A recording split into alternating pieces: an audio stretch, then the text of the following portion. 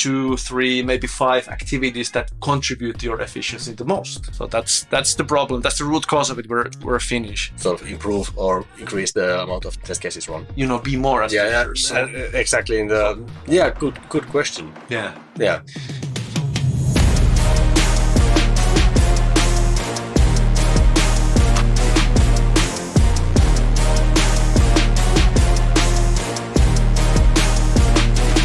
So, hello everybody and welcome to the Testgurutv, where every week we answer hardcore questions about software testing and quality assurance.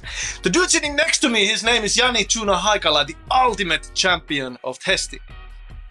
And here next to me is Antti Niittyviita, a tireless testing advocate, a trainer, a public speaker and an author. Welcome to the show. Welcome to the show. Well, that was almost like, as we had been shooting season 1 just like last week or yesterday. Yeah. So it was in the muscle memory. Muscle memory. I think this muscle memory is something that actually is a valuable thing for everybody in testing, because thinking about the questions actually, like the approach, how you actually tackle or deal with new testing assignments from your boss or colleagues or clients. Right. You need to have that in your muscle memory as well. So that would make everything else so much easier. So when it comes from like the muscle memory, you've practiced so much that you can, any kind of challenge, you can just let's discuss these questions and let's map out the plan. Exactly. How many episodes did we do? 30. Yeah. So that's a bit of repetition. Yeah. And now we're all just like actually complimenting each other and you rock, man.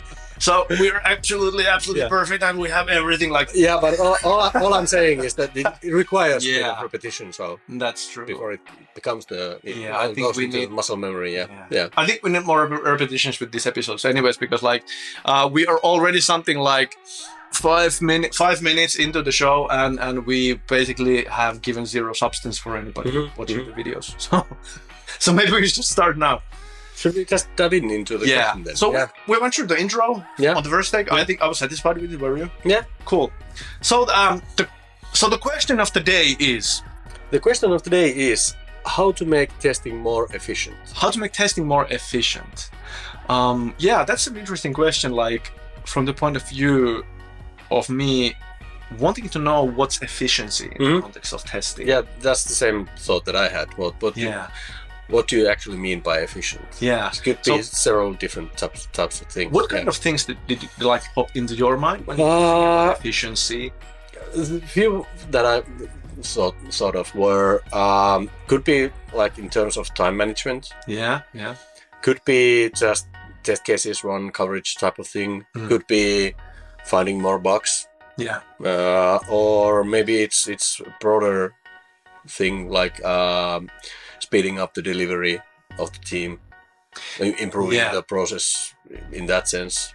Yeah, so it's like throughput of the process, or there is some things to measure, and the efficiency, I would say, is like measure of something in an amount, a certain amount of time. Anything else you might want to add to that?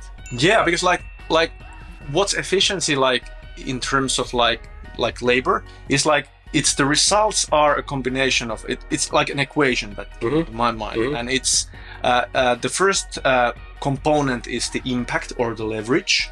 Right. Impact. So you do something, and then you have to measure what's the impact of that something. Yeah. So that's the first component of efficiency to me, and then the second component is the sweat, the amount of work, how long and how hard will you work, and those two, like finding the things that have high impact, high leverage.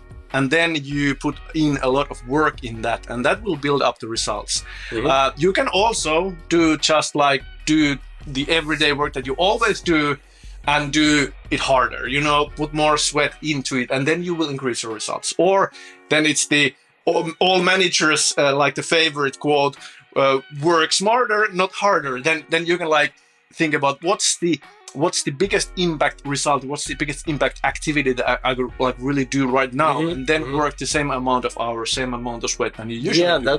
That might be one way to approach it, to sort of find out what actually is going on, what is happening, what are you spending your time on right now, and where that impact actually comes from. What might be unnecessary things Exactly. or less valuable things. Yeah, that's true.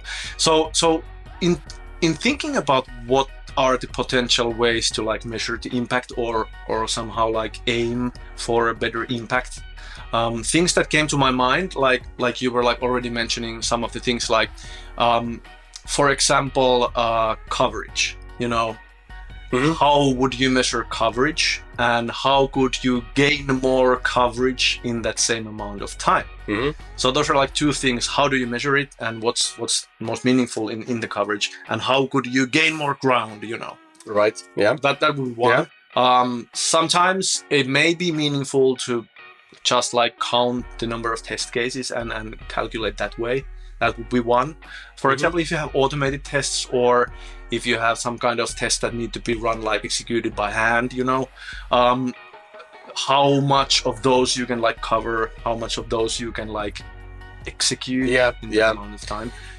In terms of test cases, I've sort of thought about that myself also. There's definitely ways to sort of improve or increase the amount of test cases run. But then there's also the question of why would you want, if you just want a high number of test cases being run, it necessarily doesn't always mean that it's more efficient. So you also need to sort of think about what's in those test cases, what type of tests they are. Yeah, that's true. Now that I'm thinking about how to like create, like we were thinking along the same lines. So what would like create some kind of a valuable package that the audience could take home from this angle that we are coming from? So I would say the first step in this like creating more efficiency. What was the question? Just to recalibrate. How to make testing more efficient. How to make testing more efficient, exactly. So the step number one would be to pause, sit down with your colleagues, and define what efficiency means in your context, in your field of work.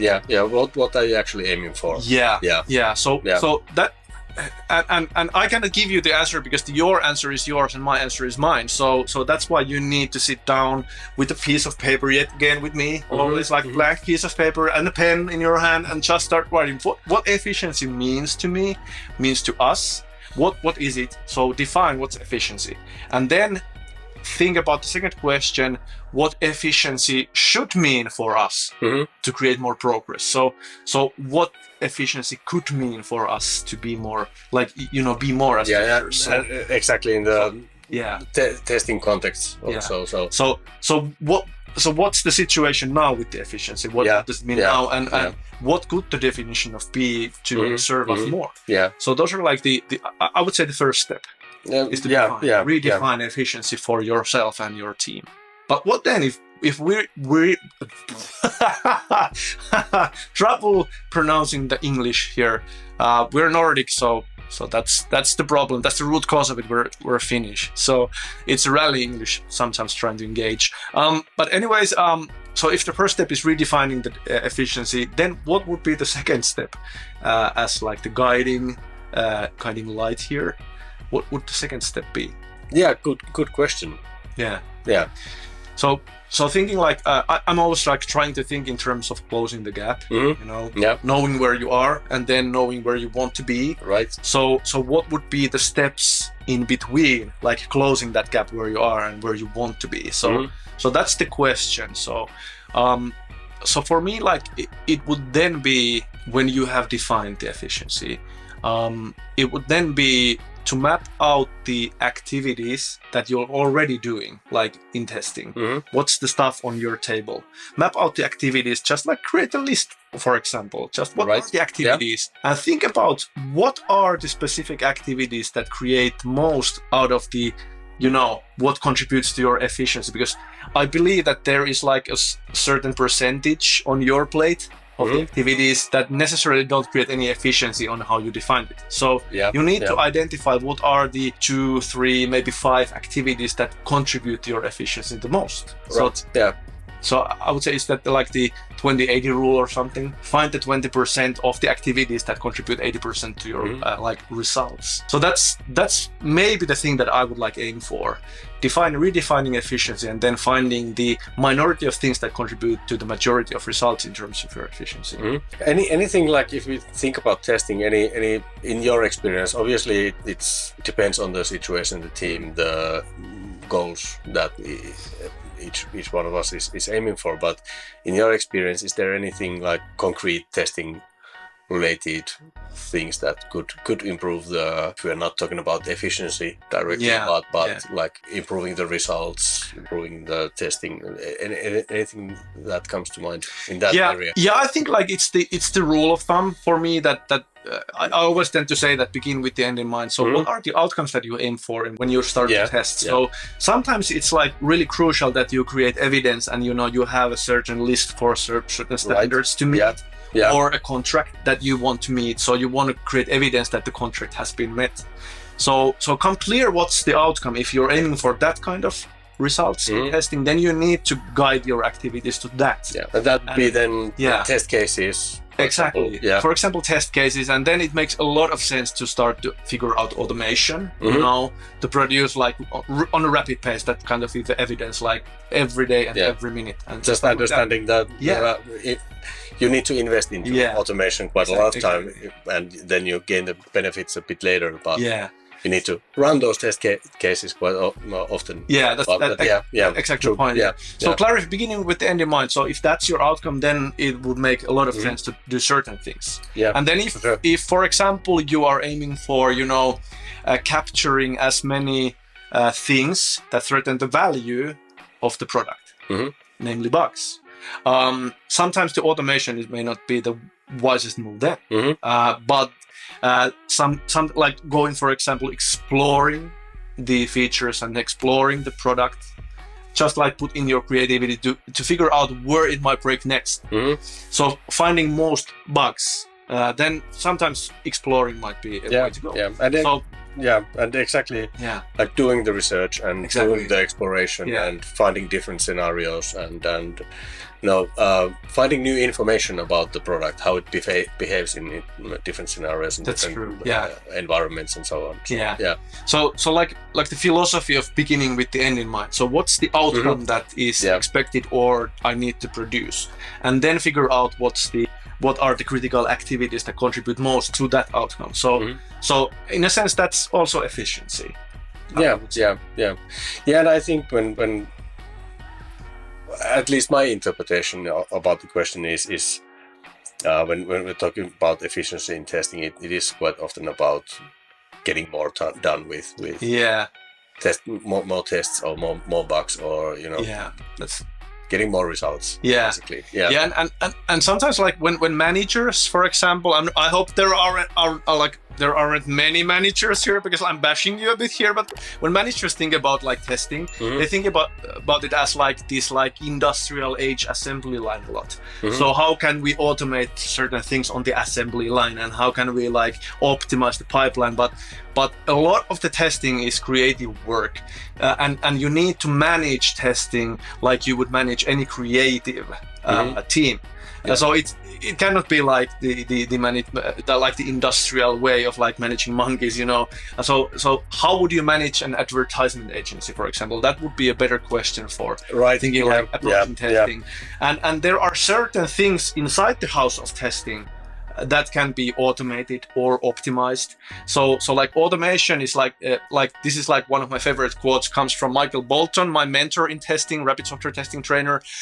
Michael always says that automation is a guest in the house of testing and exploration owns the villa. So I love the quote. So that's how it goes, and every manager should know this. So exploration owns the villa. And I think we have both encountered situations where testing is treated more like, well, on average it takes 15 minutes, 20 minutes to run a test case, and then just divide your weekly hours, 40 hours with that, and then this week we can run this many test cases. And that's not quite how it goes.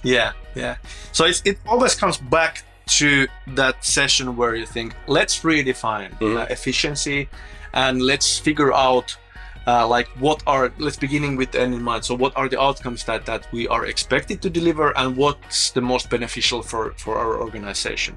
And then see what are the activities, all the possible activities. And it's very likely that there is like no amount of time in the world to do everything. So you need to choose anyways. Yeah. So you need to choose the activities that contribute to that new definition of efficiency. Right. So that would be the way to like start working through your way the question. I'm sold. I hope you can take some things of value from this answer, people. I feel like we somehow touched and answered the question. Yeah, I think so too. Yeah, nice. Nice. If you have any comments, more questions about this, please don't hesitate to use the comments chat field, whatever you have on your platform, and post them to us. And all of the questions will be delivered to us by our people, so we can address those questions maybe in the future episodes. So please don't hesitate to hammer the like button and obviously post your thoughts and comments into the video. Hey, and remember, if you're not there yet, please make sure that you join the Testguru Insiders, prove.guru/insiders, and that way you get to enjoy live stream sessions from the studios and live seminars as well, because we sometimes do those, and you get to enjoy new episodes of the Testguru TV before the rest of the world does. So you will be part of the Insiders. So prove.guru/insiders. Navigate yourself there. See you there. You're so stupid.